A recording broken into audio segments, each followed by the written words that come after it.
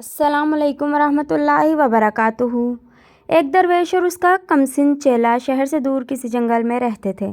درویش عام طور پر یاد خدا میں مصروف رہتا تھا اور چیلا آس پاس کی بستیوں سے بھیک مانگ کر اس کی خدمت کیا کرتا تھا۔ درویش کا دل انسانیت کے درد سے لبریز تھا اور وہ صبح شام انتہائی سوز و گداز کے ساتھ یہ دعا کرتا تھا: میرے پروردگار، میں ایک بے بس اور بے وسیلہ انسان ہوں اور تیرے بندوں کی کوئی خدمت نہیں کر سکتا، لیکن اگر تو مجھے بادشاہ بنا دے تو میری زندگی کا ہر سانس بھوکے اور ننگے انسانوں کی خدمت کے لیے وقف ہوگا۔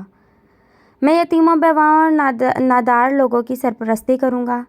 میں محتاجوں کے لیے لنگر خانے کھولوں گا۔ میں عدل و انصاف کا بول بالا کروں گا۔ رشوت خور اور بددیانت اہلکاروں کو عبرتناک سزائیں دوں گا۔ مظلوم مجھے اپنی ڈھال سمجھیں گے اور ظالم میرے نام سے کانپیں گے۔ میں نیکی اور بھلائی کو پروان چڑھاؤں گا۔ کمسن چیلے کو یہ یقین تھا کہ کسی دن مرشد کی دعا ضرور سنی جائے گی اور ان کے دن پھر جائیں گے۔ لیکن وقت گزرتا گیا، چیلا جوان ہو گیا اور ایک دن درویش میں بڑھاپے کے آثار ظاہر ہونے لگے۔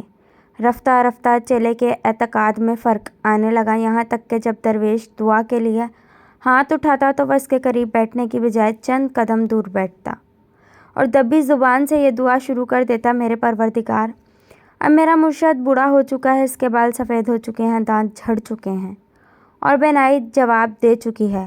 اب وہ مجھے تخت کی بجائے قبر سے زیادہ قریب دکھائی دیتا ہے۔ اگر تجھے ایک نیک دن آدمی کا بادشاہ بننا پسند نہیں تو مجھے بادشاہ بنا دے۔ میں یہ عہد کرتا ہوں کہ میرا ہر کام اپنے مرشد کی خواہشات کے الٹ ہوگا۔ میں صدق دل سے عہد کرتا ہوں کہ میں ناداروں کو زیادہ نادار اور بے بسوں کو زیادہ بے بس اور مظلوموں کو زیادہ مظلوم بنانے کی کوشش کروں گا۔ میں چوروں اور ڈاکوؤں کی سرپرستی کروں گا۔ میں شرفا کو ذلیل کروں گا اور ذلیلوں کو عزت کی کرسیوں پر بٹھاؤں گا۔ میں راشی اور بددیانت اہلکاروں کی سرپرستی کروں گا۔ ابتدا میں یہ ہوشیار چیلا چھپ چھپ کر دعائیں کیا کرتا تھا، لیکن آہستہ آہستہ اس کا حوصلہ بڑھتا گیا اور کچھ مدت بعد اس کی حالت تھی کہ جب مرشد دعا کے لیے ہاتھ اٹھاتا تو وہ بھی اس کے قریب بیٹھ کر ہی بلند آواز میں اپنی دعا دہرانی شروع کر دیتا۔ درویش اپنی آنکھوں میں آنسو بھر کر یہ کہتا کہ اگر بادشاہ بن جاؤں تو عدل و انصاف، نیکی اور سچائی کا بول بالا کروں گا، اور چیلا کہکا لگا کر یہ کہتا کہ اگر میں بادشاہ بن جاؤں تو ظلم اور بدی کا جھنڈا بلند کروں گا۔ درویش کہتا کہ میرے خزانے سے معذور اور نادار لوگوں کو وظائف ملیں گے، اور چیلا یہ کہتا کہ میں ان پر سخت جرمانے عائد کروں گا۔ درویش اسے ڈانٹ ڈپٹ کرتا اور بسا اوقات ڈنڈا اٹھا کر پیٹنا شروع کر دیتا، لیکن چیلا اپنی روایتی نیاز مندی کے باوجود اپنے موقف پر ڈٹا رہا۔ پھر وہی ہوا جو پرانے وقتوں میں ہوا کرتا تھا، یعنی ملک کا بادشاہ چل بسا اور تخت کے کئی دعوے دار ایک دوسرے کے خلاف تلواریں سوت کر میدان میں آ گئے۔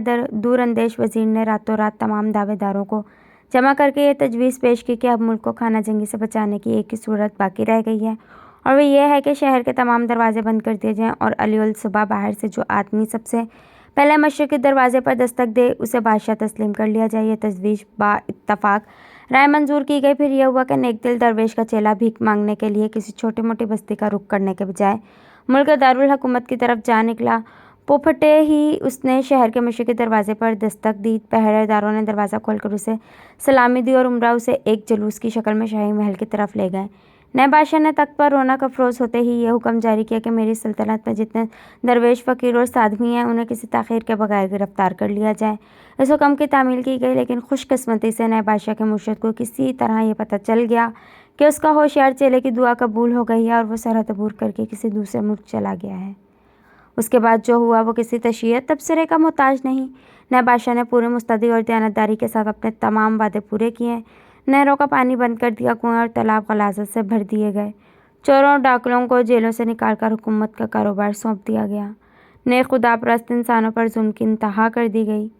غرض ان دانش مندوں کو سر چھپانے کے لیے جگہ نہیں ملتی تھی جنہوں نے ملک کی بھلائی کے لیے ایک گداگر کو تخت پر بٹھا دیا تھا۔ جب نئے بادشاہ کے مظالم اپنی انتہا کو پہنچ گئے تو عوام کے لیڈروں نے اس کا حسب و نسب معلوم کرنے کی ضرورت محسوس کی۔ سابق وزیر اعظم کی قیادت میں ایک وفد تلاش بسیار کے بعد بادشاہ کے مرشد کی خدمت میں حاضر ہوا اور اسے فریاد کی کہ خدا کے لیے ہمیں اس بلائے ناگہانی سے نجات دلائے۔ عمر رسیدہ درویش اپنے چیلے کے سامنے جانے سے گھبراتا تھا، لیکن ارکان وفد کی گریہ وزاری سے متاثر وہ یہ خطرہ مول لینے پر آمادہ ہو گیا۔ جب وہ دربار میں حاضر ہوا تو بادشاہ سلامت کو اپنے پیر و مرشد کی طرف دیکھتے ہی اپنی ماضی یاد آ گیا اور اس نے مرغوبیت کے احساس سے مرغوب ہو کر کہا، پیر و مرشد فرمائیے، میں آپ کی کیا خدمت کر سکتا ہوں؟ درویش نے جواب دیا، میں اپنے لیے کچھ نہیں مانگتا، میں صرف تمہاری رعایا کے لیے رحم کی اپیل کرنے آیا ہوں۔ تم اقتدار کے نشے میں وہ زمانہ بھول گئے ہو جب بھیک مانگا کرتے تھے؟ خدا سے ڈرو، یہ سب فانی ہے، اگر ہو سکے تو موت سے پہلے کوئی نیک کام کر لو۔ بادشاہ نے تلخ ہو کر جواب دیا، دیکھیے قبلہ، آپ میری قوت برداشت کا امتحان لینے کی کوشش نہ کریں۔ یہ آپ کی خوش قسمتی ہے کہ آپ میرے مرشد ہیں اور میں آپ پر ہاتھ ڈالتے ہوئے گھبراہٹ محسوس کرتا ہوں۔ آپ مجھے جی بھر کر گالیاں دے سکتے ہیں، لیکن خدا کے لیے ان لوگوں کے ساتھ کسی نیکی کا مشورہ نہ دیں۔